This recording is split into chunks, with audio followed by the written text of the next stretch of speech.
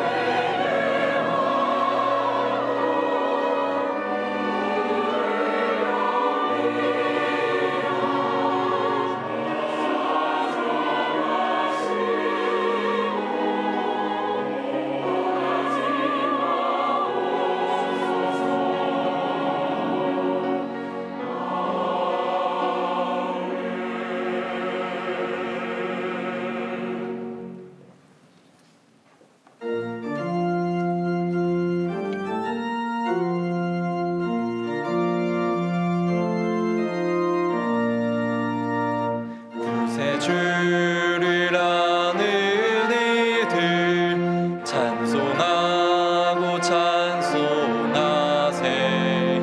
마음과 뜻과 힘 다하여 경배 드리세.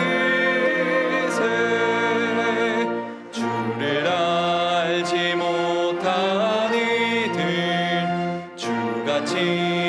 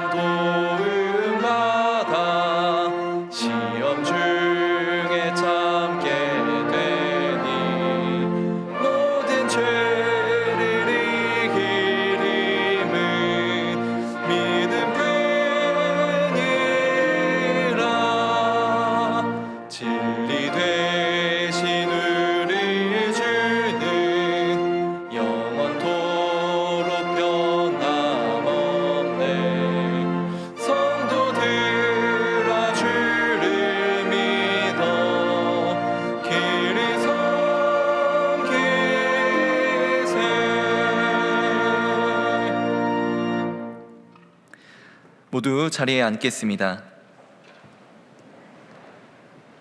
자막을 보시면서 함께 교회 공동기도를 드리겠습니다. 자비가 풍성하신 하나님, 총회 파송 순회 선교사로 사역하시는 김영동 선교사님을 보호하여 주시고 현지 선교사 위로 사역과 신학교 강의 사역을 통해 선교 사역이 힘을 얻고 하나님의 귀한 종들이 세워지게 하옵소서. 발리 한인교회 회복 부흥 집회를 통해 발리 지역의 부흥의 역사가 새롭게 시작되고 하나님께서 예비하신 선한 일들이 이루어지게 하옵소서. 한국교회가 3.1운동 정신을 이어받아 애국애족을 실천하고 기도의 사명을 온전히 감당할 수 있도록 은혜를 더하여 주옵소서. 이단 세미나를 통해 진리 되신 예수 그리스도를 온전히 깨닫고 복음 안에서 믿음의 뿌리를 든든히 내려 신앙의 성장을 이루게 하옵소서. 담임 목사님의 영육간의 강건함을 더하시고 가정과 사역 위에 하나님의 은혜와 평강이 충만하게 하옵소서. 아멘. 이제는 각 개인의 기도 제목과 작정한 한 영혼을 위하여 그리고 환우들을 위하여 기도를 드리겠습니다. 살아서 역사하시는 아버지 하나님, 각 개인의 기도 제목들이 있습니다. 우리의 기도를 땅에 떨어뜨리지 아니하시는 주님께서 우리들의 기도를 기억하여 주시고 아버지 아버지 앞에 기도하며 나아갈 때 우리의 응답을 허락하여 주옵소서. 작정한 한 영혼에게 주의 복음을 전하기 위하여서 입술을 벌리게 하시고 마음을 품게 하시고 결단하는 은혜를 더하여 주옵소서. 하나님, 환우들을 굽어 살펴주시사 하나님, 수술을 받은 이들과 수술을 받을 이들 하나님의 은총 가운데 회복의 은혜를 입게 하여 주옵소서.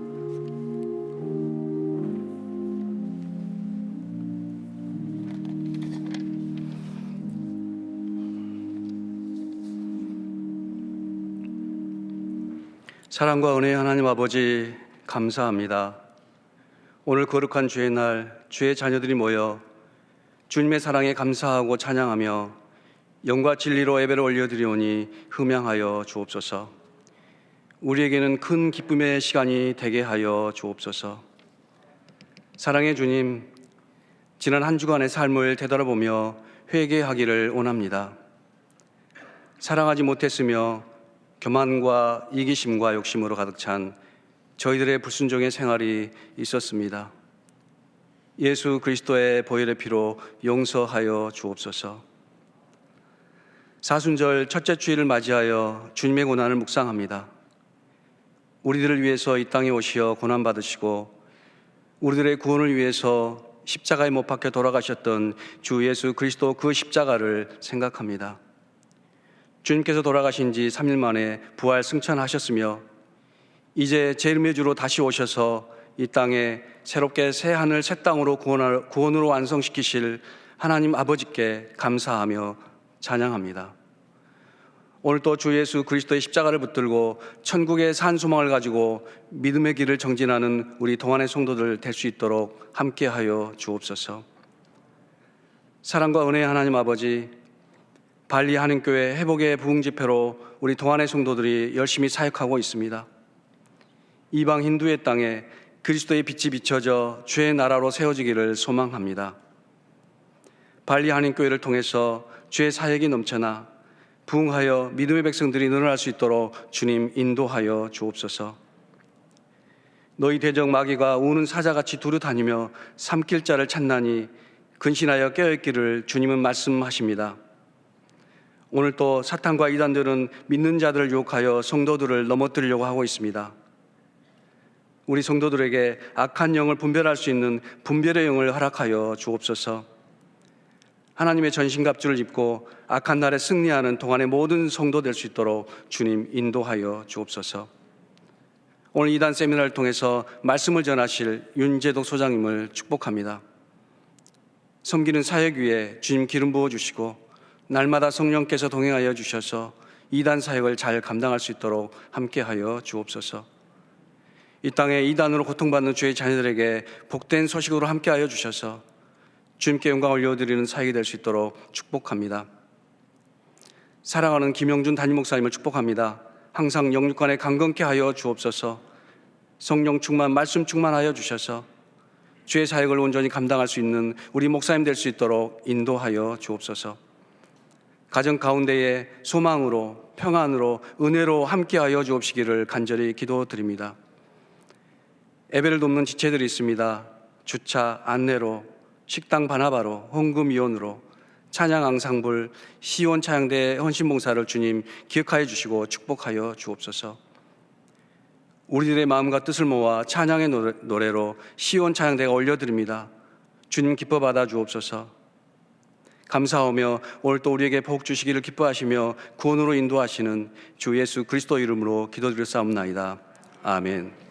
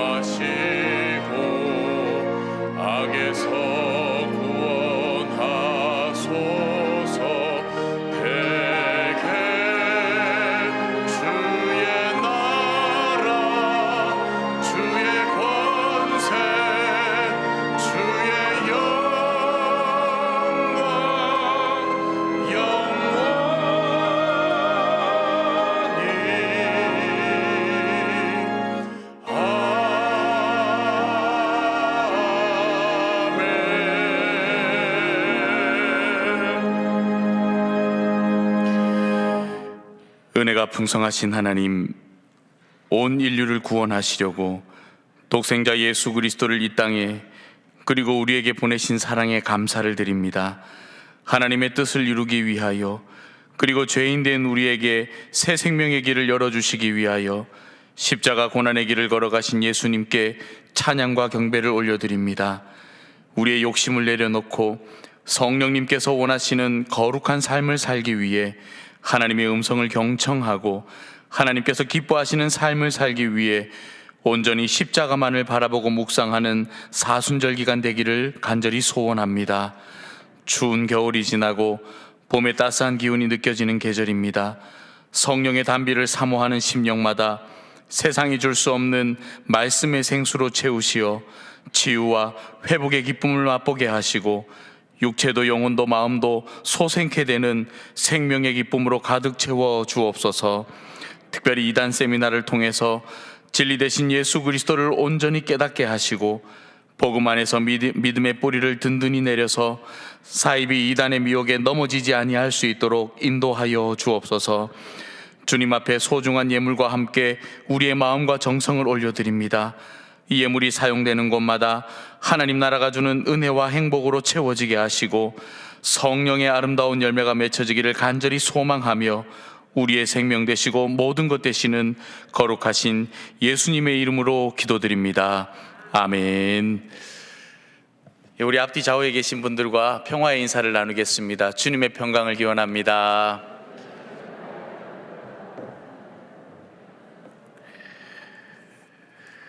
네, 오늘은 사순절 첫 번째 주일입니다. 우리 주님의 고난과 십자가를 묵상하면서 경건하게 보내는 주간 되시기를 간절히 소망합니다. 오늘 1부에서 5부 예배는 우리 이제 신학기를 맞아서 우리 이단 세미나로 윤재덕 소장님께서 말씀을 전해 주십니다. 여러분 오늘 말씀 주의 깊게 잘 들으시기 바랍니다. 오늘 저녁 예배는 중보기도학교 59기 졸업 예배로 드리게 됩니다. 여러분 많이 참여해 주시기 바랍니다. 오늘 3월 큐티진이 나왔습니다. 예배 후에 나가실 때 한 권씩 받아가시면 되겠습니다. 세례 입교 예식 준비하고 있습니다. 4월 2일 주일 저녁 예배 진행됩니다. 여러분 목자님들, 특별히 부목자님들은 우리 목장 식구들 가운데 세례 입교 받아야 할 대상들 꼭 확인하시고 챙겨주시면 감사를 드리겠습니다. 60기 중보기도 학교 모집을 합니다. 여러분 많이들 신청해서 함께 기도로 우리 동안교회가 세워져 갔으면 좋겠습니다. 한영혼 구원을 위한 특별 집회 준비하고 있습니다. 풍성한 교회 담임 목사님으로 심무하시는 우리 김성곤 목사님 모시는데요. 딱 한 달 남았습니다. 오늘 2월 26일인데 3월 26일 날 시작합니다. 사흘간만 여러분 꼭 시간을 비워두시기 바랍니다. 3월 26, 27, 28 사흘간 진행되니까요. 여러분 꼭 참석해 주시기 바랍니다. 평신도를 위한 선교 세미나 미션 익스포저 진행하고 있습니다. 5주간 진행되는데 여러분 특별히 이번 여름에 안미 선교를 함께 가시고자 하시는 분들은 반드시 신청하셔서 꼭 훈련을 이수하시면 좋을 것 같습니다. 동안 청춘교실이 돌아오는 목요일 개강합니다. 튀르키예 시리아 지진으로 고통 중에 있는 분들을 돕기 위해서요, 우리 동안의 성도님들의 마음에 사랑의 마음을 담아서 우리가 월드비전에 3천만 원을 기부했습니다. 담임 목사님께서는 지금 안식월 지나고 계시는데요. 오늘 일부 예배 드리시고 지금은 남양주 동안교회로 가셨습니다. 우리 기도원에서 오늘 함께 예배를 드리고 계십니다. 우리 담임 목사님 위해서 계속 기도해 주시기 바랍니다. 오늘은 가능하면 강사 목사님 시간을 많이 드리려고 짧게 광고를 했습니다. 나머지 소식은 영상을 통해 보도록 하겠습니다. 주님의 그 귀한 몸 날 위해 버리신 그 사랑 참 놀라워. 새 생명 주신 주님께 나 이제 고백해. 예수 내 참 소망이시라.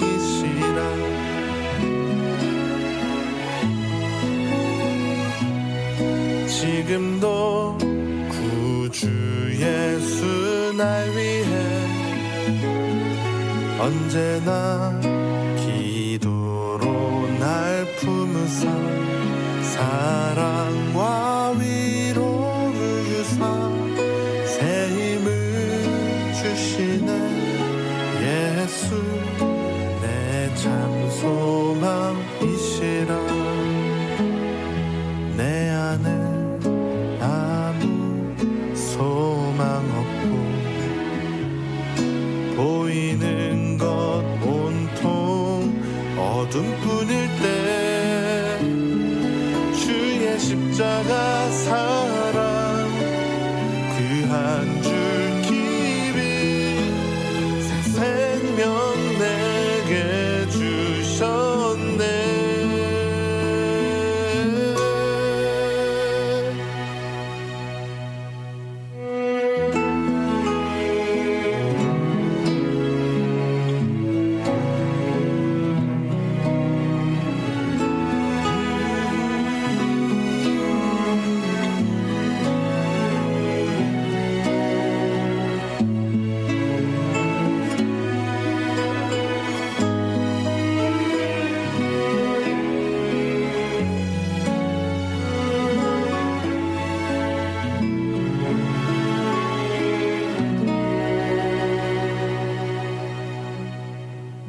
주님의 십자가 나도 지고 오늘 우리에게 주시는 하나님의 말씀은 요한 1서 5장 11절 말씀입니다. 다 함께 일어나셔서 하나님의 말씀을 경청하겠습니다. 또 증거는 이것이니 하나님이 우리에게 영생을 주신 것과 이 생명이 그의 아들 안에 있는 그것이니라. 이것은 하나님의 말씀입니다. 아멘.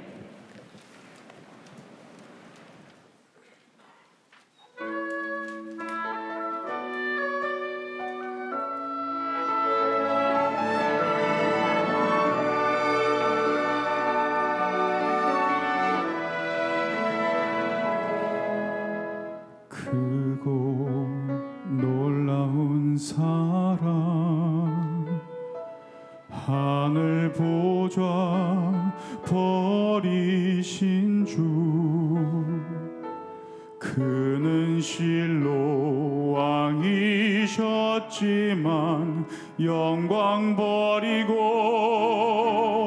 이 땅에 오셨네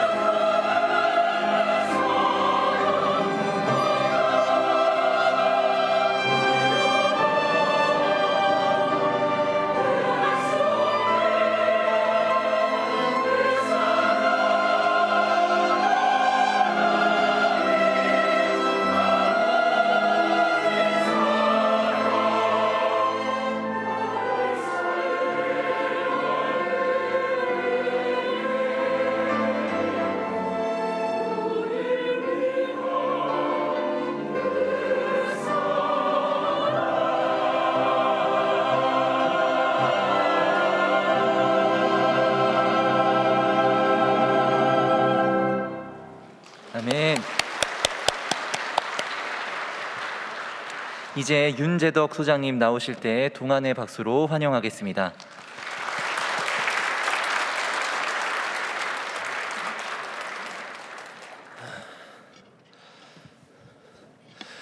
여러분 안녕하세요. 우리 구면이에요. 제가 1년 한 4개월 전에 동안교회를 찾았던 적이 있습니다. 제가 이전 예배에는 여러분 제가 지난번에 와서 했던 얘기 다 기억나시죠? 이렇게 질문을 던졌는데 생각해보니까 무리한 질문이었어요. 생각이 난리 없죠, 그죠? 그래서 해놓고 또 내려오니까 죄송한 마음이 들어서 언제 왔는지 찾아보니까 2021년 9월에 왔더라고요. 그래서 제가 그날 와서 이단 사역의 패러다임을 제가 180도 전환했던 기억이 납니다. 전대미문의 날이었고 동안교회 성도들에게 큰 복된 날이라고 기억이 되는데 여러분 기억나시죠? 제가 그때 말씀드렸던 거 다른 거 아니었습니다. 여러분 이단으로부터 교회를 지키고 우리 자신들을 지키는 거 너무 쉬워요. 너무 성취도가 낮은 목표입니다. 왜냐하면 그리스도에 대해서 잘 이해하고 그분을 충실하게 믿으면 사이비 이단에 넘어가기가 제가 보기에는 어렵게 느껴집니다. 그래서 저는 교회의 이단 사역에 대한 목표를 수정해야 한다고 생각하는데 여러분 제가 그 1년 한 4개월 전에 동안교회 와서 그랬습니다. 여러분 집집마다 가가호호 자신들이 갖고 있는 이야기가 복음이라고 전하는 신천지 교인들, 하나님의 교인들 보면서 무슨 생각하셨냐고 제가 이 질문을 던졌던 기억이 납니다. 여러분 사회가 지금 사이비 이단으로 몸살을 앓고 있다고 말해도 과언이 아닌 것이죠. 제가 신천지 경험하신 분들을 많이 만났습니다만 사실은 신천지만 문제가 있는 게 아니라 하나님의 교회든 JMS든 천부교든 장막성전이든 정말 많은 이단들이 있는데 그 이단들이 이렇게 대한민국 사회에서 성행하게 된 것은 교회가 제대로 된 이야기를 공론화시키지 못했기 때문입니다. 그래서 우리는 이단 사역의 목표를 수정할 필요가 있는데 미혹의 영에 우리가 사로잡히지 않게 도와주십시오. 이거 너무 당대 이제 신약교회가 마이너한 집단이었을 때는 이런 얘기가 정말 중요했겠습니다만 지금 대한민국 사회 안에서 교회가 맡아야 될 진정한 목표는 사이비 이단 경험자들을 우리가 어떻게 섬길 수 있을 것인가고 또 사이비 이단의 그릇된 이야기에 잘 몰라서 속아 넘어가는 우리의 많은 이웃들을 우리가 어떻게 섬길 수 있느냐, 즉 교회가 사회를 어떻게 섬길 수 있느냐에 초점이 맞춰야 하지 교회 자체의 생존을 염려하는 방식으로 우리가 사유해서는 안 되겠다는 얘기를 그때 여러분들께 전달드렸습니다. 기억나시죠? 그래요. 그래서 그림 한번 띄워주십시오. 이 그림이 기억나시면 좋겠는데 그때 제가 야곱을 예로 들었죠. 신천지에서는 이만희 씨를 야곱에 비견하면서 야곱이 거짓말쟁이고 사기치고 속였던 것과 같이 하나님의 언약을 위해서라면 신천지 포섭 활동도 속여서 할 수 있다는 그런 정당화를 이 야곱 이야기를 통해서 해왔습니다. 지난 40여 년간 말이죠. 그래서 우리가 야곱 이야기를 꼼꼼히 들여다봤더니만 야곱 이야기를 통해서 거짓말을 정당화할 수 있기는커녕 거짓말쟁이였던 야곱이 본인의 생명줄 보존하려고 그렇게 거짓말했었던 야곱이 어려운 시절들을 거쳐서 마침내 형과 화해를 위해서 자신의 목숨을 내거는 이스라엘로 변모되는 과정을 창세기가 보여주고 있다는 걸 우리가 성경을 통해서 직접 확인하지 않았습니까? 그래서 이 야곱이 이스라엘 되는 인간성 변화의 과정을 한 분 하나님께서 인도하셨기 때문에 이것을 단편적으로 보고서 야곱이 거짓말했듯이 우리도 거짓말할 수 있어, 하나님이 이걸 원하셔 라고 말할 수 없다는 걸 너무나 우리가 간단하게 확인했습니다. 이게 이단 사역의 실체입니다, 여러분. 즉 이단 사역은 우리가 갖고 있는 한 권의 책을 면밀하게 잘 이해하는 것으로, 그리고 우리가 이해한 이 성경 이야기를 지역사회에 적절하게 표현하는 것으로 이단 사역의 본질, 즉 교회의 본질이기도 하겠죠. 성경 이야기를 잘 알고 표현하는 것이니까요. 그것만으로도 이단 사역이 충분하다라는 말씀을 드렸습니다. 그런데 오늘 제가 교회 와서 우리 기도하시는 분들이나 사역자분들 말씀을 들어보니까 아직도 이제 우리를 지켜야 한다는 패러다임을 갖고 계신 것 같습니다. 근데 이제 또 시간이 또 많이 지나서 또 이해가 되고 오늘 다시 한번 우리의 생각을 환기시키는 시간이 되었으면 좋겠습니다. 그래서 지금부터 잘 들으시면 여러 대한민국의 이단들이 있는데 그 이단들을 한목에 정리할 수 있을 겁니다. 짧은 시간만으로도 그게 가능합니다. 동안교회에서 이번에 저한테 강의 요청을 주시면서 뭐라고 말씀하셨냐면, 신학기가 시작되었으니까 신학기에 들어가는 우리 청년들에게, 학생들에게 도움이 될 만한 그런 이야기를 해주셨으면 좋겠다, 그런 요청을 하셨죠. 그런데 사실은 저 신학기라는 말 안에 오늘 우리가 다뤄야 할 중차대한 주제가 이미 들어 있습니다. 여러분, 신학기 할 때 신자는 한자로 무슨 신자죠? 새로울 신자를 씁니다. 잘 맞추셨어요. 새로울 신. 근데 여러분, 이 새롭다가 무슨 의미인지 우리는 생각을 해볼 필요가 있습니다. 새롭다. 여러분, 우리가 새롭다라는 말을 쓸 때, 그리고 어떤 단어 앞에다가 새자를 붙여서 말할 때 우리는 그 새를 어떤 방식으로 이해하고 있는 건가요? 아마도 이런 의미로 많이 쓰는 것 같아요. 그러니까 옛 것을 버리고 대체함. 예를 뭐가 들면 좋을까요? 이런 거 있을 겁니다. 헌신발이 있는데 이제 헌신발이 필요가 없어져서 그걸 버리고 그것을 대체하는 새 신발이라고 했을 때 새는 어떤 것이냐면 옛 것을 버리고 대체한다는 의미로 저 새를 사용하는 것이죠. 근데 여기를 봐주세요, 여러분. 그 장막성전이라는 이단이 있습니다. 싸이의 장인으로 유명한 유지열 씨가 운영하고 있는 이단인데, 이 유지열 씨가 장막성전이 흥왕했을 때 본인이 설교했었던 설교집이 책으로 남아 있습니다. 그 책에 보면 뭐라고 써 있냐면, 신약 성경의 시대가 있다. 그런데 이 신약 성경의 시대가 다른 시대로 대체될 것인데, 그 다른 시대를 뭐라 부르냐 하면 그 유지열 씨가 이렇게 말했죠. 새 일을 이룰 때라고 말했습니다. 새 일을 이룰 때. 그리고 전도관이라는 이단이 있습니다. 천부교라고 부르기도 하는데, 박태선 씨를 하나님으로 숭배하는 집단이 전도관 천부교인 거죠. 그래서 천부, 하늘 아버지가 박태선 씨다, 이런 말입니다. 그 이문동 지역에는 신앙촌 상회가 있는지 모르겠습니다. 신앙촌 상회가 이 전도관에서 운영하는 것이거든요. 저희 아버지한테 말씀을 들어보니까 저희 아버지가 55년생이신데 저희 아버지 어렸을 때 전도관이 전국적으로 엄청 흥했고 아버지 사시는 동네에도 있었대요. 그래서 전도관 놀이터에서 되게 재밌게 놀았다고 이런 실제적인 증언을 저에게 해주셨던 적이 있습니다. 그래서 지금 2대를 걸쳐서 이단 사역에 연루되어 있는 저희 집입니다. 근데 이제 이 전도관에서 사용하는 오묘라는 그 교재가 있는데, 성경 공부 교재가 있는데, 여기를 보니까 역시나 뭐라고 되어 있냐면 이 신약 성경 시대가 새 증거 시대로 바뀔 거다, 이렇게 해놨더라고요. 저 새 증거라는 말은 이 앞에 있었던 예수와 사도들의 증거는 옛 증거이고 이제 이것을 대체하는 새 증거의 시대가 온다, 이렇게 박태선 씨가 주장을 했던 것이죠. 지금은 고인이 되셨지만. 그리고 또 기독교 복음 선교회라는 이단이 있는데, 여러분, 기독교 복음 선교회 하면 별로 문제가 없는 단체처럼 이름이 되게 좋게 들리지만 사실 우리에게는 JMS라는 이름으로 더 잘 알려져 있고, 지금 정명석 씨는 법정에 서 있습니다. 법정에서 본인은 메시아가 아니라고 적극적으로 증언하고 있는 요즘입니다. 그런데 이 정명석 씨가 쓴 그 비유론이라는 책에 보더라도 무슨 내용이 있냐면, 예수와 사도들의 시대, 그러니까 AD 1세기 신약 성경의 시대가 끝나고 이제 어떤 시대가 오냐면 새섭리 시대, 그리고 이전에는 믿음으로 구원을 받았지만 이제는 믿음이 아니라 행위로 구원을 받는 새섭리 시대가 자신을 통해서 올 것이라고 그렇게 써놨더라고요. 그리고 신천지 예수교 증거장막 성전, 줄여서 신천지의 경우, 이분이죠. 지금은 머리가 저렇게 검진 않으십니다. 이만희 씨가 얘기하기로는 신약 성경의 시대가 이제 끝나고 하늘복음 시대라고 부릅니다, 신천지에서는. 그런데 이제 어떤 시대가 됐냐면 새 언약 성취 시대가 됐다. 요한계시록을 신천지에서는 새 언약이라고 부르는데, 이제 감춰졌던 요한계시록의 비밀이 열려서 이제 새 언약이 성취될 때가 됐다. 이 새로운 시대를 이만희 씨가 가져왔다, 이렇게 주장합니다. 여러분 어떠신가요?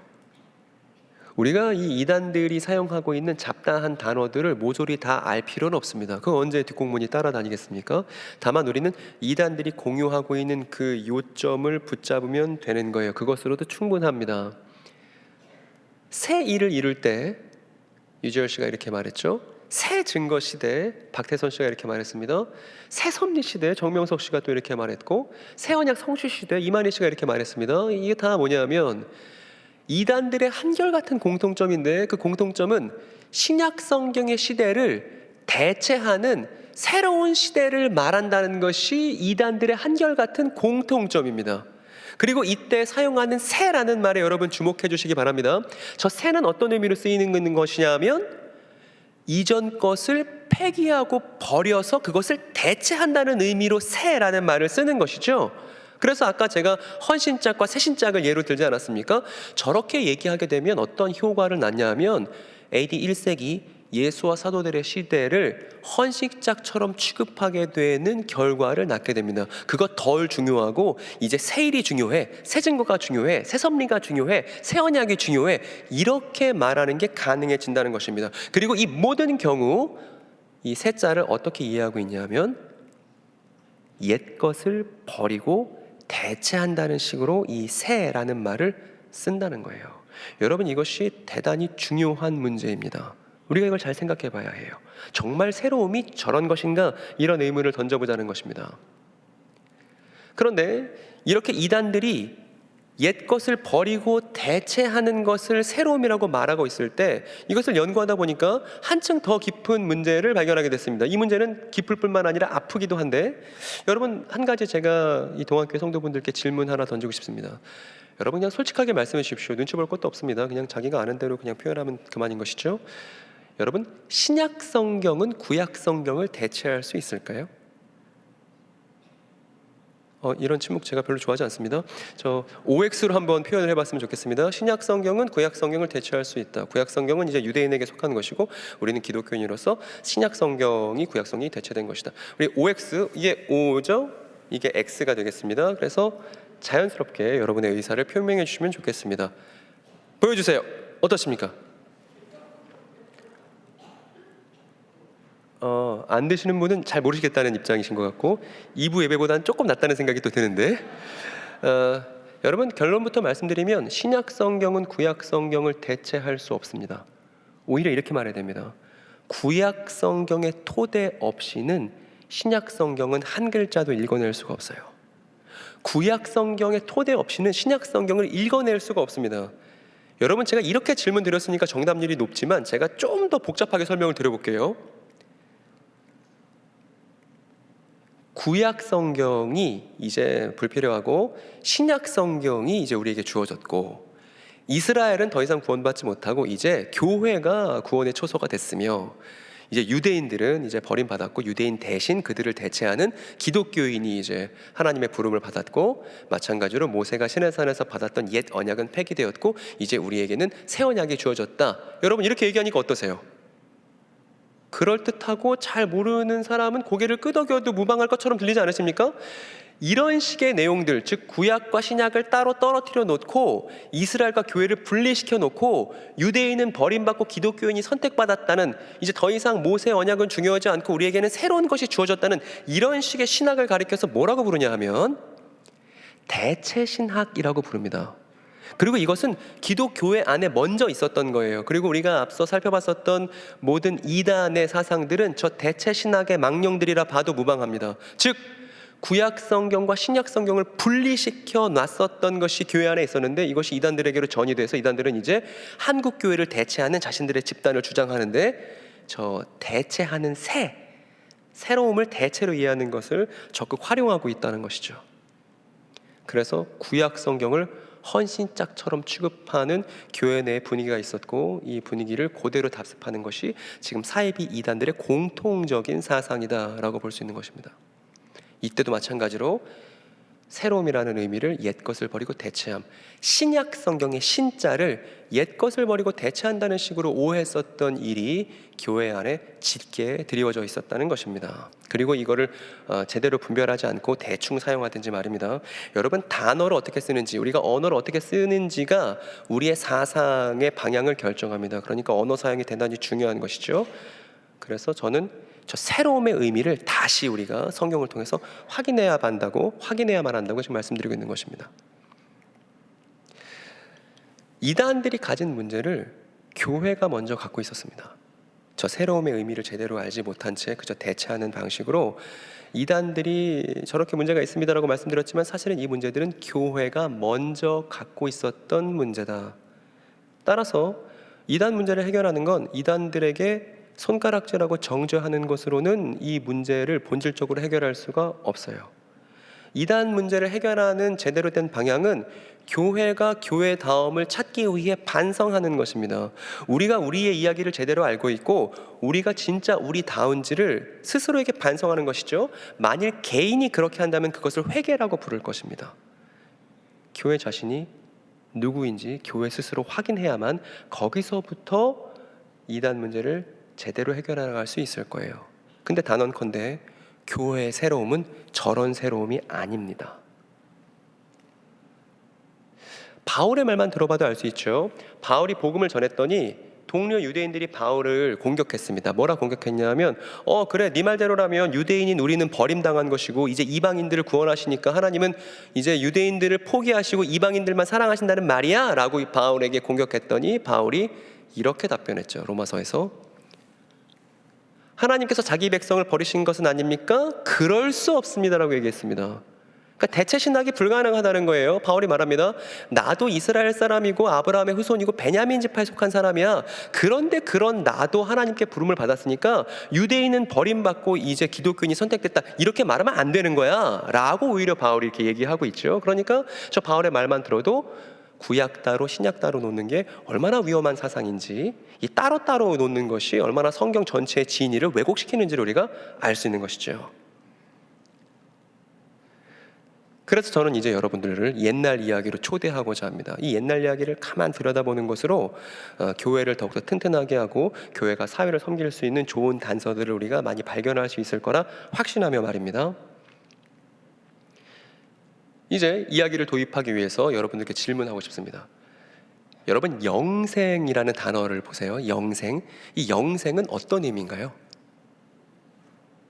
혹시 용기 있게 손 들고 말씀해 주실 분 계십니까? 영생이 어떤 의미인가요? 영생. 이제 함정이죠. 여기 손 들고 답변하면 이제 함정에 빠지는 것이기 때문에 다들 눈치채시고 말씀을 안 하십니다만, 제가 어제 믿지 않는 제 친구한테 전화를 걸어서 야 너는 영생이 뭐라고 생각해? 이렇게 물어봤습니다. 그랬더니 제가 예상한 답변이 딱 나왔습니다. 뭐라고 말했냐면 그 친구가 그 친구는 구약적 토대가 전혀 없는 친구죠. 구약 성경에 대한 면밀한 이해가 없는 상태에서 그저 영생이 뭐라고 생각해? 라고 물어봤더니 그 친구가 이렇게 답변했습니다. 그거 영원히 죽지 않고 사는 거지, 이렇게 답변했습니다. 혹시 여기 이런 답변에 여러분들 고개 끄덕끄덕이신가요? 혹시 이런 이해를 갖고 계셨던 분은 여기 안 계신가요? 영생? 영원히 죽지 않고 사는 것. 근데 유감스럽게도 영생을 저렇게만 알고 있으면 누구랑 사실 다를 게 없냐 하면 이분과 좀 다를 게 없습니다. 왜냐하면 이만희 씨가 지난 40여 년간 영생을 저렇게 가르쳐 왔거든요. 병 걸리지 않고 그리고 죽지 않는 것, 그것이 영생이라고 말입니다. 그래서 신천지 교인들은 어떤 생각 갖고 있냐면 병 걸리지 않고 죽지 않을 것을 기대합니다. 사실 근데 사람이라고 하면 병 걸리는 걸 누가 좋아하겠습니까? 사랑하는 사람이 죽음으로 내 곁을 떠나는 걸 누가 반겨하겠어요? 그러나 그럼에도 불구하고 병 걸리지 않고 죽지 않는 것을 성경이 말하는 영생이다 라고 말한다면 교회는 적극적으로 고개를 절레절레 흔들었어야겠죠. 근데 그러지 않았다는 거예요. 저 말의 문제를 제대로 분별하지 못하고 우리의 많은 교우들이 신천지로 그렇게 제 발로 발길을 옮기는 일이 지금 우리의 동시대에 벌어졌다는 것입니다. 여러분, 두 번째 질문입니다. 그러면 영생을 영원히 죽지 않고 사는 것이라고 생각했을 유명한 인물 한 사람을 떠올려 보세요. 여러분 혹시 아는 사람 중에 한 사람 더 있지 않습니까? 우리나라 사람은 아니고 중국인인데, 그래요, 그 사람이요. 여기 진시 들었습니다. 진시. 잘 그렸죠? 제가 그렸습니다, 여러분. 제가 볼 때마다 마음이 뿌듯한데 진시황이에요. 진시황 뭐 했냐면 이 사람 죽고 싶지 않아서 불로초 찾으라고 막 사람 보내서 대한민국 금산 땅에서 임삼을 발견했다는 막 그런 얘기가 있지 않습니까? 맞는지 모르겠습니다. 어쨌든 여러분, 이만희 씨가 말하는 영생이나 진시황이 말하는 영생이나 사실은 그다지 다를 바가 없죠. 왜냐하면 영원히 죽지 않고 사는 것이라면 둘 다 이것을 바라고 가르쳤다는 게 딱 들어맞는 영생에 대한 같은 이해를 갖고 있었다고 우리가 볼 수 있습니다. 그런데 구약 성경을 들여다보면 좀 얘기가 달라지죠. 구약 성경이 있고 신약 성경이 있습니다.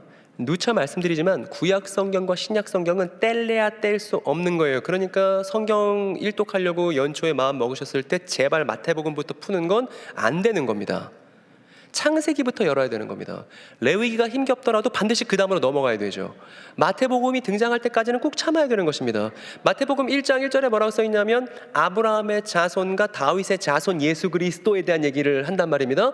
근데 아브라함 자손에 대한 언약이 뭐가 있는지, 다윗의 자손에 대한 언약이 뭐가 있는지도 모르고서 마태복음 1장 1절을 핀다는 건 나는 그냥 이거를 모르겠다는 얘기와 다를 바가 없는 것이죠.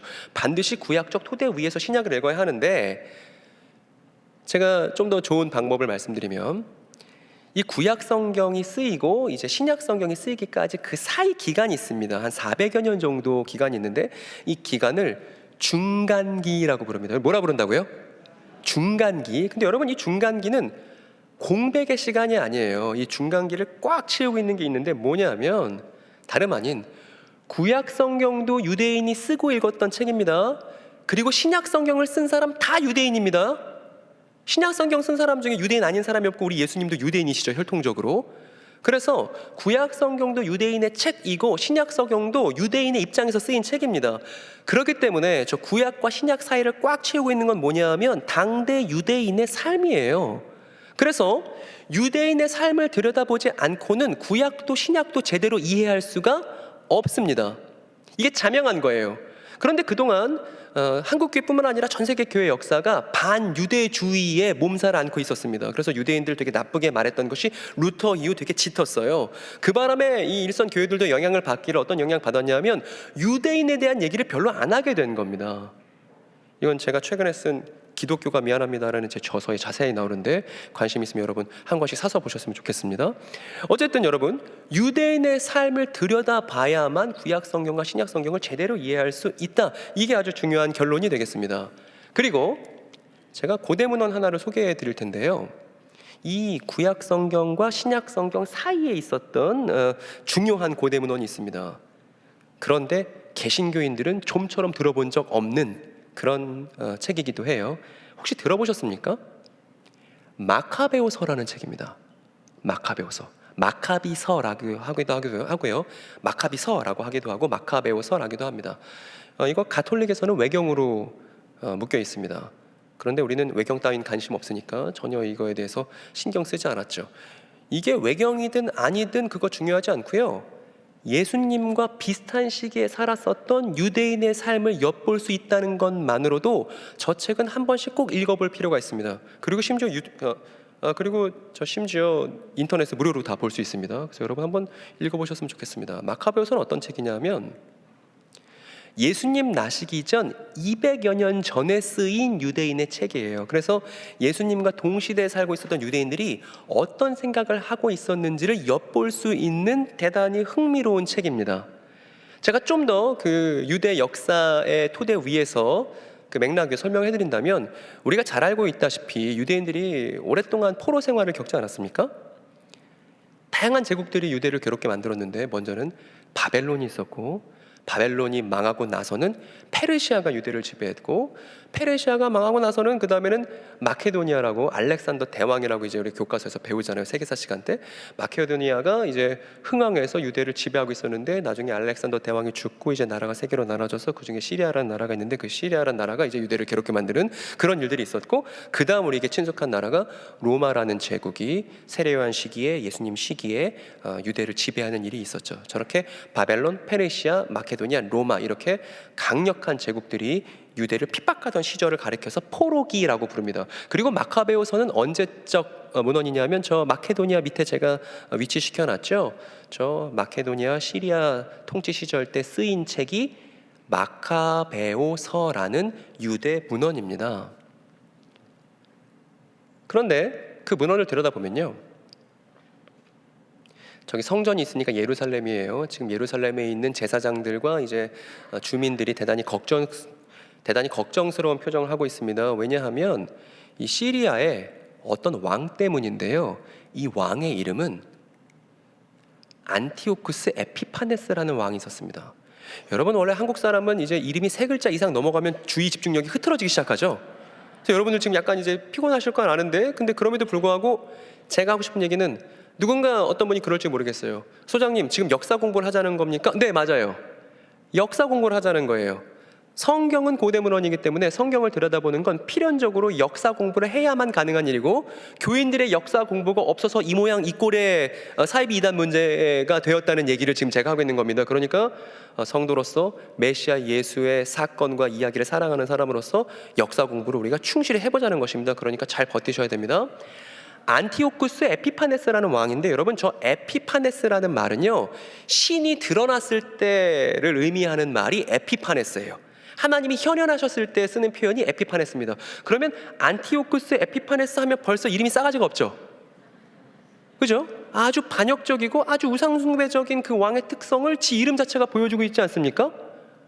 그러니까 아주 하나님께 맞서는 그런 왕이 안티오쿠스 에피파네스인데, 어떤 일을 자행했는지 제가 한번 정리해 봤습니다. 이 사람인데, 얼마 전에 그 튀르키예랑 시리아에서 지진이 일어나서 사람들 정말 많이 죽었잖아요. 제가 그날 그 뉴스를 보고 정말 기겁을 했는데, 그때 첫날 그랬습니다. 10,000명 죽니, 20,000명 죽니, 그것만 하더라도 그 끔찍한 자연재해 때문에 우리가 얼마나 마음이 아팠습니까? 근데 저 작자는 예루살렘을 공격해서 단 사흘 만에 몇 명을 죽였어요? 8만 명을 학살했습니다. 남녀노소 가리지 않고. 얼마나 그 유대인들에게 있어서는 잔혹무도한 사람이겠습니까? 게다가 유대인들이 하나님의 집이라고 말했던 성전에 뚜벅뚜벅 들어가서 그 성전 기물들을 싹 다 가지고 나왔습니다. 여기에 그치지 않고 그 성전을 올림푸스에 있는 제우스에게 바쳐버리죠. 그러니까 이방신에게 하나님의 성전, 유대 성전을 분양하는 일까지 저지릅니다. 그리고 그 성전에서 레위기에 쓰여 있죠. 하나님의 백성과 이방인을 구별하기 위해서 여러 음식 구별에 대한 목록을 하나님께서 주셨는데, 유대인들은 먹지 말라고 했던 돼지고기로 제사를 하고 돼지고기를 사람들에게 억지로 먹이는 일까지 저질렀습니다. 그리고 몰래, 이 안티오쿠스 왕 몰래 안식일을 지킨 유대인들이 있었는데 그 사람들 싹 다 적발해서 단체로 화형시켜 버렸고요. 그리고 또 아픈 얘기도 있는데, 어떤 어머니가 아들을 둘 낳은 거예요. 그리고 그 두 아들을 이 안티오쿠스 몰래 할례를 시켰습니다. 유대인들이라는, 내가 유대인에 속한 사람입니다라는 것을 표시하기 위해서 성기 끝을 이제 표피를 잘라서 할례를 유대인들은 행한단 말입니다. 그 몰래 할례를 행했더니 그게 적발되어서 저 안티오쿠스가 그 어머니랑 자식 둘을 높은 건물에서 밀어버려 갖고 추락사시켜 버렸습니다. 제정신이 아니죠? 그리고 안식일은 못 지키게 하지만 정작 자신의 생일이 되면 모든 유대인들을 다 초청해 갖고 디오니소스 축제 대열에 강제로 참여하게끔 만들었던, 그래서 우상 숭배를 하게끔 만들었던 잔혹무도한 왕이 이름이 뭐였다고요? 벌써 봐봐요, 이게 어렵다고요. 안티오쿠스 에피파네스, 혹은 안티오쿠스 4세라고 이제 얘기하기도 합니다. 여러분, 저 왕을 여러분들이 잘 아셔야 되는 건, 안티오쿠스 4세를 모르고서는 다니엘서를 읽을 수가 없어요. 다니엘서는 저 왕과 아주 밀접한 관련이 있기 때문입니다. 그리고 마가복음 13장, 마태복음 24장, 누가복음 21장도 저 왕에 대한 이야기를 잘 알아야만 이해할 수 있는데, 그동안 개신교회가 역사 공부에 너무나 미진하다 보니까 성경을 제대로 이해할 수도 없었던 그런 과거의 전례를 갖고 있다는 것이죠. 어쨌든 저렇게 끔찍한 왕이 있었는데, 그 마카베오 하에 보면 특별한 이야기를 전달해 줍니다. 어떤 엄마가 있었어요. 그리고 그 엄마에게는 아들들이 있었습니다. 아들이 몇 명 있었죠? 그렇죠. 눈에 보이시는 대로 7명의 아들들이 있었습니다. 그런데 마카베오하 7장에 보면 이렇게 시작합니다. 그때에 7 형제를 둔 어머니가 있었는데, 그들은 모두 왕에게 체포되어서 채찍과 가죽끈으로 고문을 당하며 토라에 금지되어 있는, 율법에 금지되어 있는 돼지고기를 먹으라는 강요를 받았다. 이렇게 시작합니다. 그래서 이제 맏아들이니까 첫째 아들이 나섰어요. 나는 율법에 충실해야 되는 사람이기 때문에 왕의 명령을 들어줄 수가 없다라고 얘기했습니다. 그랬더니 어떤 일이 벌어졌냐면, 여러분 좀 끔찍하더라도 견디고 좀 들어주십시오. 제가 하는 말보다 요새 넷플릭스 드라마들이 더 끔찍합니다. 편하게 들으실 수 있을 겁니다. 왕이 어떻게 했냐면 이 첫째 아들의 사지를 잘랐습니다. 그리고 머리가죽을 벗겨버렸어요. 그리고 끓는 솥에다가 그 남은 몸뚱이를 집어넣어 버렸습니다. 이렇게 끔찍하게 하나님의 말씀에 충성하겠다는 첫째 아들이 비명횡사했습니다. 그리고 이 첫째 아들 이후 두 번째 아들 차례가 되었습니다. 여러분, 제가 지금 이 끔찍한 이야기를 여러분들께 전달해드리는, 이 유대문헌에 있는 끔찍한 이야기를 전달해드리는 이유는 뭐냐 하면, 예수님과 아주 가까운 시기에 살았던 유대인들이 영생에 대해서 어떻게 이해하고 있는지를 우리가 문헌학적으로 확인해 보려고요. 예수님과 아주 가까운 시기에 살았던 유대인들이 영생에 대해서 어떻게 알고 있었는지를 우리가 확실하게 확인을 해보자는 취지에서 이 이야기를 지금 들여다보고 있는 것입니다. 그 둘째 아들이 안티오코스에게 말합니다. 사탄아, 너는 우리를 죽이지만 우주의 왕께서는 율법을 위해 죽은 우리를 부활시키셔서 영생을 누리게 하실 것이다 라고 얘기했습니다. 여기 나왔네요. 영생을 누리게 하실 것이다. 그러니까 예수님이 태어나시기 전 200년 전에도 이미 유대인들은 영생에 대해서 알고 있었네요. 그런데 여러분, 저 둘째 아들이 영생에 관해서 말할 때 같이 언급하고 있는 키워드가 뭐가 있는지 여러분 식별해 보시기 바랍니다. 어떤 얘기를 같이 하고 있죠? 그래요. 말씀 잘하셨습니다. 일단은 율법을 위해 죽은 우리 하니까 율법에 대한 얘기가 나왔어요. 영생과 함께. 그리고 말씀 잘해주신 대로 부활을 언급하고 있죠. 그러니까 유대인들에게 있어서 영생은 율법과 부활을 빼놓고는 말할 수 없는 거예요. 율법과 부활을 빼놓고는 영생을 말할 수 없는 것입니다. 율법에 충성을 다하려다가 죽임당했습니다. 그런데 그 죽임당한 사람을 다시 살려서 다시 일상을 회복시키는 그 삶 자체를 뭐라 불렀냐면 영생이라 불렀다는 거예요. 여러분 이해되시죠? 좋아요. 그런데 이렇게 말했다가 둘째 아들 어떻게 됐습니까? 첫째 아들과 똑같은 신세가 돼서 죽임당했습니다. 살해당한 거죠. 그리고 셋째 아들 차례가 되었습니다. 셋째 아들이 말합니다. 나는 하나님의 율법에 충성할 거고 한 번 하나님을 배신할 수 없다고 얘기했습니다. 그랬더니 안티오코스가 뭐라고 그랬냐면 저자의 혀를 잘라라 그랬습니다. 그랬더니 이 셋째 아들이 뭐라고 말하는지 들어보세요. 혀만 자르지 말고요, 내 손발도 자르세요, 이렇게 얘기합니다. 이 손발도 율법을 위해서 내민다. 또 나왔죠? 율법이요. 그리고 나는 이 손발이 잘리더라도 어떻게 된다는 거예요? 다시 받을 것을 안다 그랬습니다. 여러분 이게 무슨 말인가요, 여러분? 손발이 포악한 사람에 의해서 잘리는데 어떻게 이것을 다시 받죠? 이거 뭐에 대한 얘기하는 거죠, 여러분? 이거 다른 거 아니라 몸의 부활에 대한 얘기하고 있는 것이죠.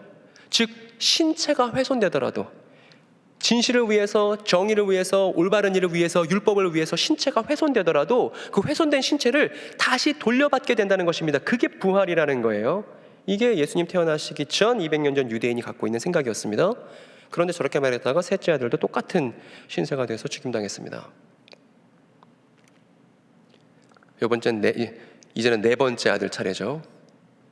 저는 네 번째 아들이 했던 말이 가장 마음에 와닿는데 여러분도 한번 잘 들어보시기 바랍니다. 네 번째 아들이 이렇게 말합니다. 사람들이 버리라 하는 것을 내가 원합니다. 그래요. 여러분 이 말 되게 멋있지 않습니까? 사람들이 자꾸 버리라고 하는 것을 내가 원합니다. 돼지고기 그냥 먹으면 이에 죽지 않고 고문당하지 않고 편하게 살 수 있습니다. 그런데 넷째 아들은 말해요. 사람들이 버리라고 하는 거 율법에 따른 삶인데, 하나님 말씀에 따른 삶인데 이거 자꾸 나한테 버리라고 하는데 나 그 버리라고 하는 건 내가 원해요. 이렇게 말합니다. 그리고 내가 이것을 원하는 이유는 소망 때문인데, 내가 갖고 있는 소망 뭐냐 하면 바로 그분에 의해서 내가 다시 일어나게 되는 것이 나의 소망입니다. 이렇게 말합니다. 여러분 우리가 부활이라고 알고 있지만 부활은 다시 부자에 살 활자를 써서 우리가 번역한 말이고요, 부활의 원문에는 뭐라고 써있냐면 일어남이에요. 마치 그래서 아침에 엄마가 딸아이를 깨우듯 일어나라 그랬을 때 일어남이 부활의 원뜻입니다. 그래서 저에게 뭐냐면 나는 부활에 대한 소망이 있기 때문에 하나님의 말씀 포기 못해요, 이 말이에요. 그리고 저 넷째 아들이 중요한 얘기를 해주는데, 당대 유대인들은 어떻게 생각했냐 하면 모든 사람들이 다 부활할 거라 생각했습니다. 선한 사람이 됐던 악한 사람이 됐던 모든 사람들이 싹 다 부활하는 것이죠. 그런데 부활에는 두 종류가 있는 거예요. 하나는 생명의 부활이 있습니다. 다시 일어나서 다시 살아나서 신체가 재구성돼서 삶을 영위할 수 있는 생명의 부활이 있는가 하면, 여러분 히틀러 부활할까요 안 할까요? 히틀러 부활할까요 안 할까요? 히틀러 부활합니다. 왜 부활하냐 하면 하나님한테 뒤지게 혼나려고. 이걸 심판의 부활이라고 부릅니다. 그래서 지금 저 넷째 아들이 말하는 거예요. 나는 부활에 대한 소망이 있는데 내가 생명의 부활에 들어가게 될 것이라고. 이 소망 때문에 내가 하나님의 율법을 버리지 않겠노라고 이렇게 말하는 겁니다. 그리고 저렇게 말했더니 어떻게 됐는지 아세요? 마찬가지로 앞에 있는 형들과 똑같이 죽임당했습니다. 그런데 우리가 지금 이 비참한 얘기를 열심히 읽으려고 하는 것은 영생과 함께 나온 키워드들을 확인하기 위한 것입니다. 영생과 함께 부활이 언급되고 있고 율법이 언급되고 있습니다. 그리고 부활의 소망, 생명의 부활, 이런 것들이 영생과 함께 언급이 된다는 거예요. 그리고 5번째입니다. 5번째 아들이 이렇게 말합니다. 지금 당장 목숨줄이 왔다 갔다 하는 입장에서 오히려 안티오코스에게 힐난을 하고 있죠. 이 5번째 아들이 뭐라고 말했냐면 안티오코스에게, 당신도 언젠가는 죽을 인간인데 왜 인간 위에 군림하면서 자기 멋대로 하고 있습니까? 그러나 당신이 지금 자기 멋대로 할 수 있다고 해서 하나님께서 우리 민족인 이스라엘을 버리셨다고 생각하진 마세요. 왜냐하면 위대한 능력을 가지신 하나님께서 어떻게 하실 거냐면 당신과 당신의 후손을 벌하실 것이기 때문입니다. 이렇게 말합니다. 즉 모든 사람들이 부활해서 생명의 부활과 심판의 부활로 나뉠 때 그날은 이스라엘의 승리가 될 것이고 그때 죄인들이 심판을 받게 될 거라는 그런 소망을 저 5번째 아들이 얘기하고 있는 것입니다. 마찬가지로 부활에 관련된 유언이었습니다. 그래서 일단 6번째 아들은 제끼더라도 모든 아들들이 다 죽고 이제 한 명 남았습니다. 7번째 아들이요. 그런데 안티오코스가 오기가 생겼나 봐요. 그래서 이 7번째 막내 아들한테 너 율법만 포기하면 내가 평생 행복하게 살게 해줄게 라고 회유했습니다. 근데 그럼에도 불구하고 이 막내 아들이 그 회유에 응하지 않자 엄마를 시켜서 말해요. 당신이 가서 당신 아들들 다 잃을 셈이요? 막내 아들한테 가서 좀 잘 설득 좀 해보라고. 내가 율법만 버린다고 하면 당신 막내 아들 지위도 높은 고관으로 앉게 해주고 금은보화를 주고 아주 행복하게 만들어주겠다고 이렇게 얘기하니까 그 엄마가 알겠다고 자기가 한번 설득해 보겠다고 이렇게 막내 아들에게 갔습니다. 여러분이 만약에 이 아들 6명을 잃은 엄마라면 이 막내 아들에게 뭐라고 얘기하시겠어요? 야, 엄마가 벌써 아들 6을 다 잃었다. 너까지 잃을 수 없으니까 너는 그냥 율법 버리고 돼지고기 먹고 그냥 너 하나라도 행복하게 사는 게 엄마의 소원이다. 이런 말 할 법하잖아요. 그런데 이 마카베오서에서 증언하고 있는 이 엄마는 그렇게 말하지 않고 뭐라고 하냐면 아들아 슬퍼하지 말아라. 엄마 걱정이 있다. 엄마 걱정 뭐냐면 네가 앞에 있는 6명의 형들처럼 하지 않고 율법을 배신하고 죽지 않을까 봐 걱정이다. 이렇게 얘기합니다. 충격적이죠? 그리고 나서 그 문맥에서 이 7번째 아들에게 뭐라고 말하냐면 이렇게 얘기해요. 너희들이 어떻게 내 뱃속에 생기게 되었는지 나는 몰라. 근데 너희들에게 생명을 주신 분은 내가 아니야. 하나님이야. 그리고 지금 자기 아들들의 팔다리가 다 널브러져 있는 상황인 것이죠. 근데 그런 상황 속에서 엄마가 뭐라고 그러냐면 너희들의 그 신체 각 부분을 제자리에 붙여주신 분은 내가 아니야. 하나님이야. 그런데 너희들이 하나님의 율법을 귀하게 생각하고 있으니 사람이 태어날 때 그 모양을 만들어주시고 만물을 창조하신 그 창조주께서 아무런 재료가 없어도 없는 것을 있는 것으로 부르실 수 있는 그 창조주께서 너희에게 호흡과 생명을 다시 주실 거야. 그러니까 죽어. 이렇게 얘기했다고요. 너무 충격적입니다. 그래서 어떻게 하냐면 이 7번째 아들이 엄마의 말씀에 순종해서 죽어요. 그리고 7 아들을 모두 잃고 엄마도 머지않아 죽었다는 이야기가 마카베오하 7장에서 전해지고 있습니다. 여러분 여기서 우리가 뭘 느끼게 되죠? 엄마는 또 율법을 얘기하고 있습니다.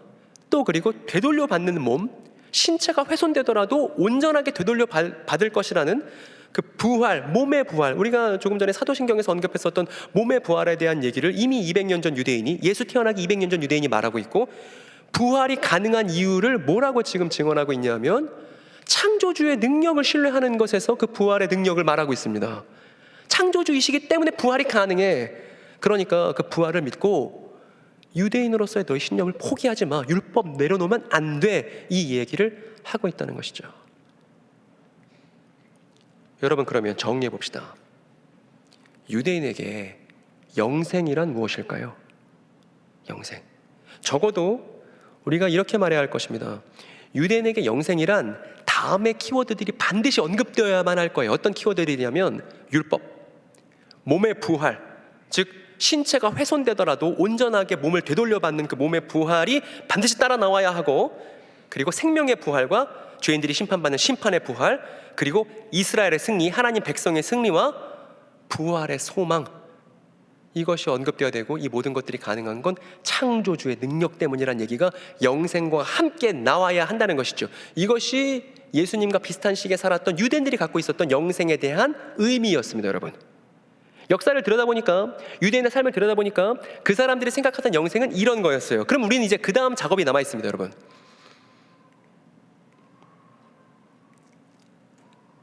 애기도 슬퍼서 울고 있네. 그래요, 여러분. 이 양쪽을 비교해 보려고 합니다. 여러분, 영생이 무엇입니까? 라고 물어봤을 때 이 마카베오서에 나오는 이 7형제 가족과 이만희 씨와 진시 황이 갖고 있는 영생, 아까 어떤 거였죠? 이만희 씨와 진시 황의 영생? 그냥 영원히 죽지 않고 사는 것이라고 한자풀이해서 그냥 풀어놓은 거죠. 영생을 영원히 안 죽는 것, 영생, 이렇게 해놓은 거 아닙니까? 여러분, 질문입니다.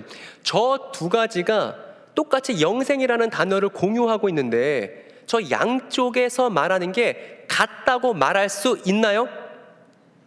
불가능합니다. 여러분, 불가능해요. 안 되는 겁니다. 저 둘은 같은 단어를 쓸지라도 절대 같은 개념이 아닌 거예요. 아닌 거예요. 그런데 저 정도 얘기를 우리가 안 해왔기 때문에 그저 그냥 영생을 영원히 죽지 않고 사는 것이라고 말했었던 온갖 이단 사설에 우리의 이웃들이 아픔을 겪는 걸 그냥 두 손 놓고 봐야만 했었다는 것입니다. 우리가 역사를 들여다보지 않았기 때문에, 우리가 예수를 사랑한다 말하지만 그 예수가 실제로 샌들 신고 모래폭풍을 맞으면서 다니셨던, 팔레스타인 땅을 다니셨던 그 역사 현장으로 돌아가려는 우리가 추구가 없었기 때문에, 그걸 알려고 하는 욕구가 없었기 때문에, 그저 우리에게 익숙한 대로 단어를 이해하는 것에서 그쳤기 때문에 우리는 역사적 진실을 확인하는데 게을렀고, 그 결과 어떤 일이 벌어졌냐면 진실이 사라진 채 헛소문만 팽배하게 남아있는 이 대한민국의 현장을, 여러분, 이 사이비 이단 문제는 종교 문제로 국한되는 게 아닙니다. 이게 사회 문제 아니겠습니까? 잘못된 세계관을 갖고 살아가는 우리 이웃들을 생각해 보시기 바랍니다. 이게 누구한테 책임이 있죠? 제대로 된 역사적 진실을 전하지 않았던 교회에게 책임이 있습니까? 없습니까? 있어요. 근데 자꾸 교회는 우리만 지키자고 한단 말입니다. 우리만 생존하자고 말한단 말입니다. 코로나다, 내지는 저출산 시대다, 내지는 탈종교화 시대다, 우리 교회 사람들 줄어들면 어떡하지? 이런단 말입니다. 우리의 생존을 고민할 게 아니라 우리는 생명을 추구해야 되는 거 아닙니까? 우리를 찢겨내서라도. 근데 교회들의 담론은 코로나 이전으로 돌아가는 게 목표인 것 같아요. 그런 거 아니에요. 교회는 자신을 찢어서라도 생명을 추구할 때 교회가 교회답고, 생명의 갈증을 갖고 있는 사람들이 그럼 그 교회로 왜 참여 안 하겠습니까? 여러분, 제가 볼 땐 이단 문제는 사각지대와도 같습니다. 사랑이 없는 사각지대, 진실이 없는 사각지대와 같습니다. 근데 그 사랑과 진실의 책임은 교회에게 있음에도 불구하고 교회가 그냥 두렵다고, 무섭다고, 관심 없다고, 특수사역으로 취급하고 몇몇 사람들에게 맡겨놓는 진실과 사랑의 사각지대라는 생각이 듭니다. 여러분, 이단 문제는 교회의 본질과 연결되어 있습니다. 성경 이야기, 진실한 이야기를 제대로 전달하는 교회의 본질과 이단 문제는 괴를 같이 하고 있고, 여러분, 초대교회나 중세교회나 근대교회나 모든 교회들의 책무가 당대 성경 왜곡에 대한 투쟁과 그들에게 진실한 이야기를 제공하는 건 다른 뭐 사법 경찰이나 내지는 법원이나 이런 데서 할 수 있는 게 아니라 교회만이 할 수 있는 숭고한 사역입니다. 이걸 우리가 했어야 합니다. 이걸 우리가 했어야만 하는데 하지 않았기 때문에 대한민국의 이단이 이렇게 많아졌다. 이게 생각하면 생각할수록 두고두고 아쉽고 화가 납니다. 여러분, 잘 지금 이해하신 것처럼 유대인들이 말하는 영생과 이만희 씨나 진시황이 말하는 영생은 같다고 말할 수 없어요. 이거는 역사를 들여다볼 때만 확인할 수 있는 것입니다. 사전 찾는다고 확인되는 게 아닌 것이죠. 여러분, 그렇다고 제가 마카베오서에 있는 내용이 다 맞다고 말하는 것도 아닙니다. 일단 우리는 옳고 그름의 기준을 누구에게 둬야 되냐 하면 우리가 사랑하는 그 한 분께 둬야 하죠. 이분이에요. 이분이 뭐라고 말씀하셨냐면 영생에 관해서 언급하신 대목이 있습니다. 요한복음 5장의 한 대목을 갖고 왔는데 제가 읽어볼게요. 내가 진정으로 너에게 말한다. 내 말을 듣고 또 나를 보내신 분을 믿는 사람은 나왔네요. 영생을 가지고 있고 심판을 받지 않는다. 그는 죽음에서 생명으로 옮겨갔다라고 말씀하시고, 조금만 그 뒤에 이어서 보면 예수께서 뭐라고 말씀하시냐 하면 충격적이죠, 여러분. 예수께서 뭐라 말씀하시죠? 선한 일을 한 사람은 부활하여 생명을 얻고 악한 일을 한 사람들은 부활해서 심판을 받는다. 누구랑 똑같습니까? 우리가 아까 마카베오서에서 봤었던 그 유대문헌에서 읽었었던 그 7 형제 가족이 바라던 것과 똑같잖아요. 그러니까 만약에 그 7 형제들이 살아서 저 예수의 메시지를 들었다면 얼마나 마음이 벅차고 기쁘겠습니까?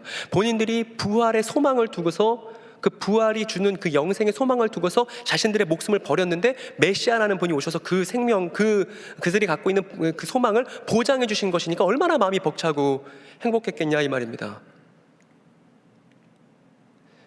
여러분, 그렇다고 해서 마카베오서가 다 맞는 건 아니라고 말씀드렸잖아요. 결정적인 차이가 있습니다. 뭐냐면 마카베오서는 말합니다.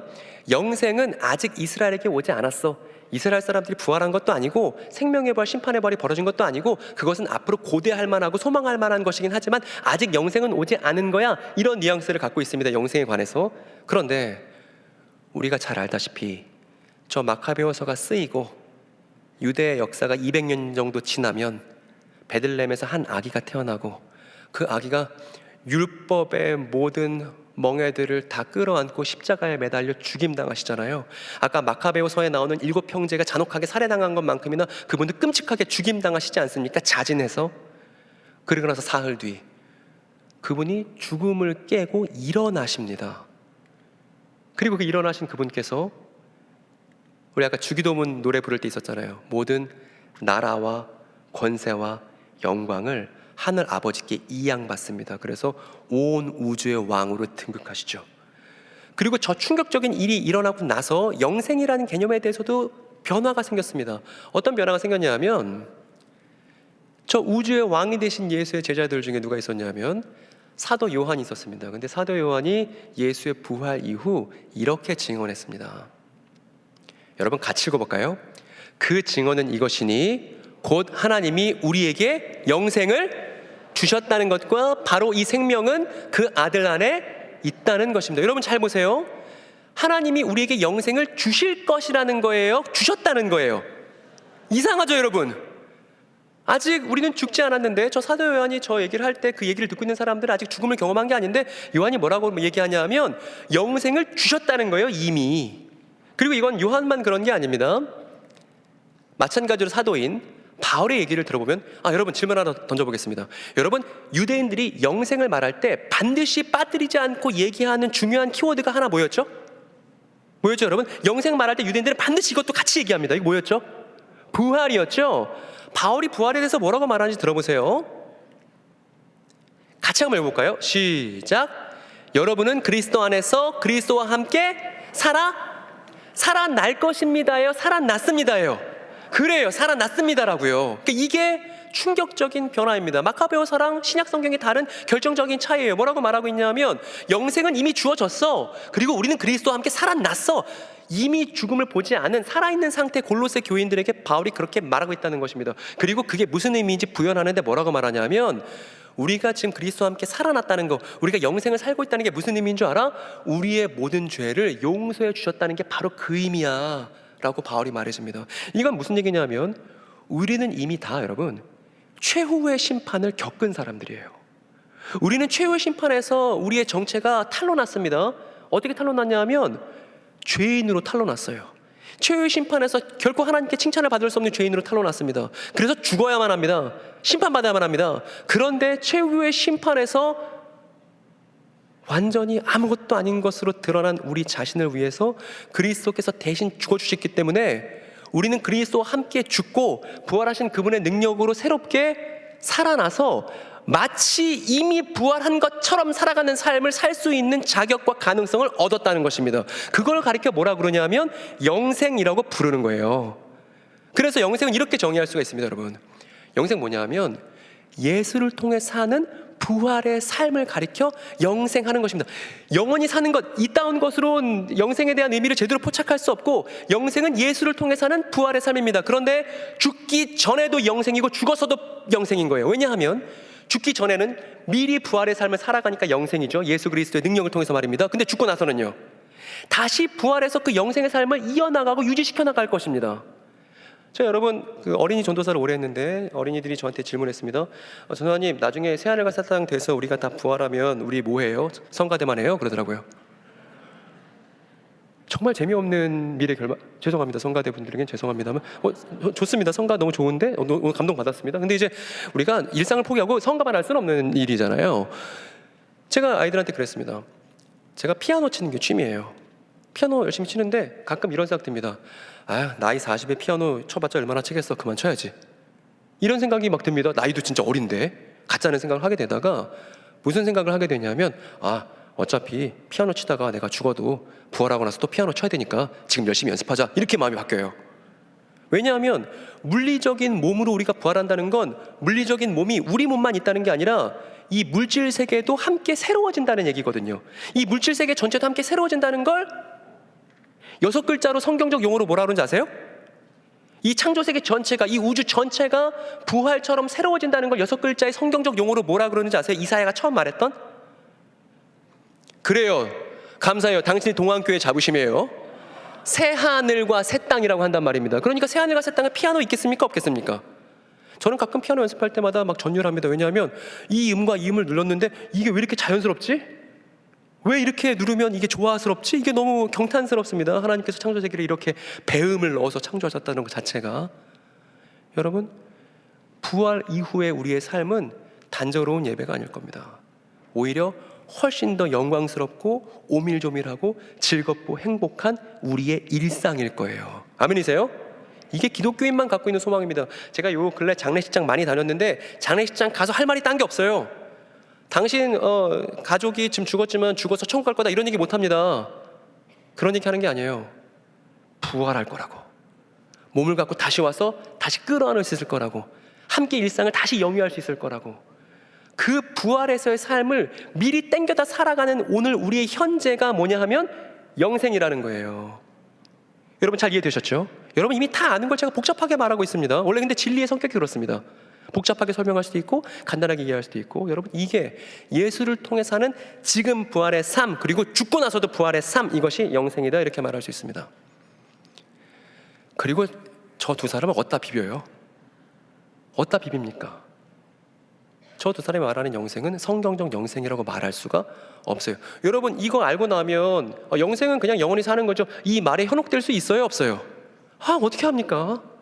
근데 무슨 이단의 미혹의 영에 방비되는 걸 그렇게 막 큰 과제처럼 생각하십니까? 아무것도 아닙니다, 그거. 오히려 그렇게 생각하는 사람들을 어떻게 설득하고 어떻게 도와주고 어떻게 삶의 방향을 돌리게 만들어주지, 이걸 고민하는 게 훨씬 어렵고 중요한 과제다, 이 말이에요. 오늘 그래서 말씀 마치겠습니다. 진정 새로운 거, 여러분, 우리가 앞에서 새로운 거, 옛 것을 버리고 대체한다는 거, 저거 우리한테 익숙한 의미긴 하지만 저 의미로는 성경을 제대로 읽어낼 수 없다고 제가 말씀드렸죠. 제가 그래서 성경을 읽을 때 새로움이라는 단어를 어떻게 이해하는지를 제시하겠습니다. 저거 안 돼요? 이렇게요. 한번 같이 읽어봅시다. 옛 것을 새롭게 하여, 그렇죠, 옛 것을 새롭게 하여 완성함입니다. 옛 것을 새롭게 하여 완성함, 이것이 성경이 말하는 새로움입니다. 그리고 이거 사실 우리 주님께서 말씀하셨던 거죠. 예수님께서 뭐라고 그러셨냐면, 예수님께서 하신 말씀이 너무 신박하고 너무 신선하고 너무 충격적이니까 사람들이 오해했습니다. 예수님이 구약 성경을, 율법을 다 폐하고 그걸 대체하는 새로운 말씀을 하시려나 보다라고 제자들도 오해했습니다. 그랬더니 예수께서 뭐라고 말씀하셨죠? 나 율법 폐하러 온 거 아니고 율법을 완전하게 하려, 완성하려고 온 거야, 이렇게 말씀하셨죠.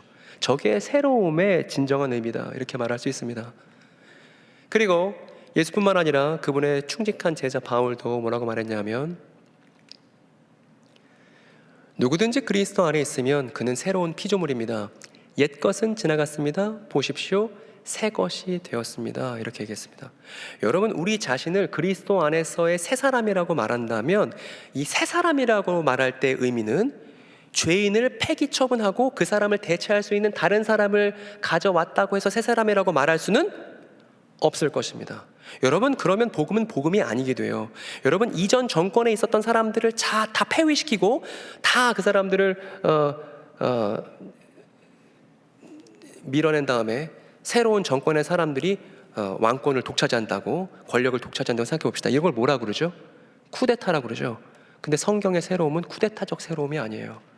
성경이 말하는 새로움은 죄인이지만, 내가 나빴지만, 그럼에도 불구하고 나는 나인데 그 잘못되고 나빴고 엉망진창인 나 자신이 새로워져야만 그게 진짜 인류에게 희망이 될 수 있는 새로움이잖아요. 만약에 새로움이 누군가를 대체하는 거라면, 공장에서 볼트 교환하듯이 대체할 수 있는 것이 진정한 새로움이라면 그건 복음이 아니라 권력의 목소리일 것입니다. 우리가 이거를 잘 분별하는 시각이 필요하다는 것입니다. 보십시오, 새 것이 되었습니다. 그래서 성경이 말하는 새 언약, 새 하늘과 새 땅, 새 이스라엘, 이런 단어들은 다 대체하는 말들이 아닌 거예요. 이스라엘을 새롭게 하면 새 이스라엘이고, 새 하늘과 새 땅을 폐기하는 게 아니라 이 창조 세계 전체를 새롭게 해야 새 하늘과 새 땅이고, 죄인이었던 우리를 폐기 처분하는 게 아니라 죄인이었던 우리를 새롭게 해야 그걸 새 사람이라고 말할 수 있다는 것입니다. 그래서 오늘 제가 높아심에 오늘 했던 내용을 다 정리하고 마무리하겠습니다.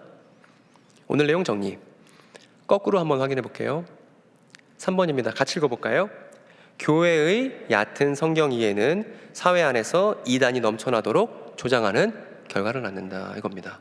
교회가 그래서 진실한 이야기를 잘 공론화하는 교회의 본질적인 사역을 잘 감당하자는 것입니다. 그런데 그렇게 해서 교회가 잘 진실한 이야기를 탐구하려고 하다 보니까 반드시 뭘 연구해야만 해요? 이것도 읽어주세요. 예수와 신약 성경을 이해하기 위해서는 구약 성경과 유대인의 삶에 관해 공부해야만 한다는 것입니다. 이게 교회에 지금 결여된 거라는 거예요. 이게 필요하다는 것입니다. 그래서 이제 유대인의 삶을 통해서 여러 문헌들을 들여다본 결과 우리가 한 가지 알게 됐죠. 뭘 알게 됐냐 하면, 성경이 말하는 새로움은 과거를 대체 및 폐기하지 않고 새롭게 하는 것이다 라는 것을 우리가 알게 됐습니다. 여러분, 오늘 얘기 다 했습니다. 저는 신천지 탈퇴하신 분들을 많이 만나요. 근데 신천지 탈퇴하신 분들을 만나면 그분들 얘기가 어떠냐면, 본인들이 신천지에 있었던 과거가 너무 아프잖아요. 내가 다년간 속았다는 그게 너무 수치스럽잖아요. 그래서 그 신천지에서 있었던 본인의 과거를 폐기 처분하고 잊고 싶어하고 신경 쓰지 않고 싶어합니다.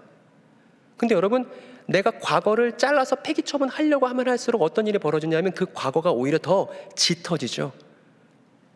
떼어낼 수 없는 걸 떼어내려고 할수록 본인의 마음이 힘들어지죠. 그래서 마음에 병이 오고 많이 괴로워하는 친구들을 봤습니다. 여러분, 과거를 폐기하는 것에서는 건강함이 없습니다. 과거를 새롭게 이해하고 과거를 다 끌어안아서 온전한 나로서 살아갈 수 있는 건 과거에 대한 새로운 해석이 필요한 것이죠. 우리는 그 예를 보고 있습니다. 베드로 어떤가요? 예수님 3번 부인했잖아요. 근데 3번 부인한 베드로에게 예수님께서 부활하시고 찾아가서 너 베드로 엎드려라, 곤장 30대만 맞자, 뭐 이러셨습니까? 그러지 않고 3번 사랑하냐고 물어보신 건 베드로의 과거의 트라우마를 해결해 주기 위한 예수님의 새로운 방법, 베드로가 과거를 폐기 처분하지 않고 과거를 잘 수용할 수 있게끔 도와주기 위한 예수의 창조적인 방식이었던 것이죠. 그래서 베드로의 일대기가 우리의 복음서 안에 포함되어 있는 거 아니겠습니까? 바울은 어떻습니까? 바울이 나 예수 믿는 사람 예전에 막 죽이고 다녔어라고 막 트라우마에 시달린다고 그 얘기는 꺼내지도 말라고 다 입 다물라고 그러던가요? 그러지 않습니다. 바울은 자신의 죄를 인정하고 과거를 끌어안으며 용서받은 사람으로서 겸허하게 살아가는 미래로 내디딜 수 있었습니다. 누구 안에서? 부활하신 예수 그리스도의 그 새로움 안에서 말입니다.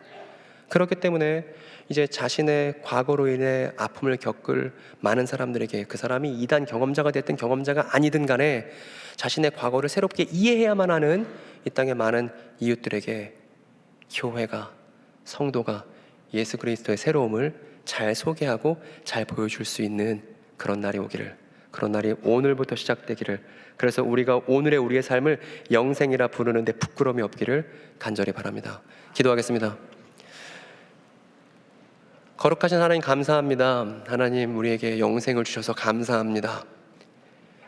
유대 땅에서 일어났었던 메시아 예수의 죽음과 당신의 부활의 소식으로 인해서 우리가 죽음의 종로로 타지 않고 살아서도 죽음을 이기고 죽어서도 죽음을 이기는 놀라운 삶으로 들어왔습니다. 하나님 만만 감사드리고, 하나님 우리가 우리에게 주신 그 선물을 잘 알고 그 가치를 잘 알고 또 우리가 누구인지를 잘 알아서 교회다움으로, 당신이 우리에게 허락하신 우리다움으로 세상을 잘 섬길 수 있도록 우리를 도와주시옵소서.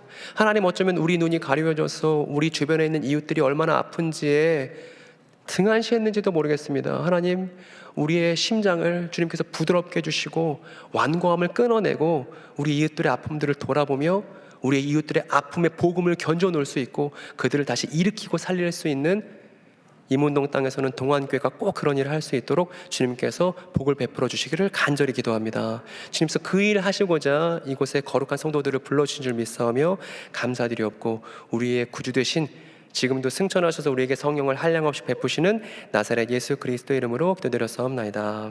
아멘.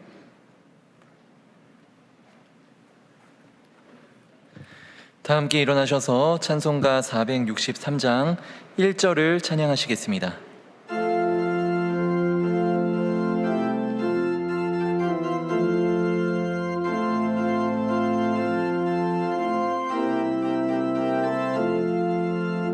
나 이제 주님의 새 생명 얻은 몸, 옛것은 지나고 새 사람이로다.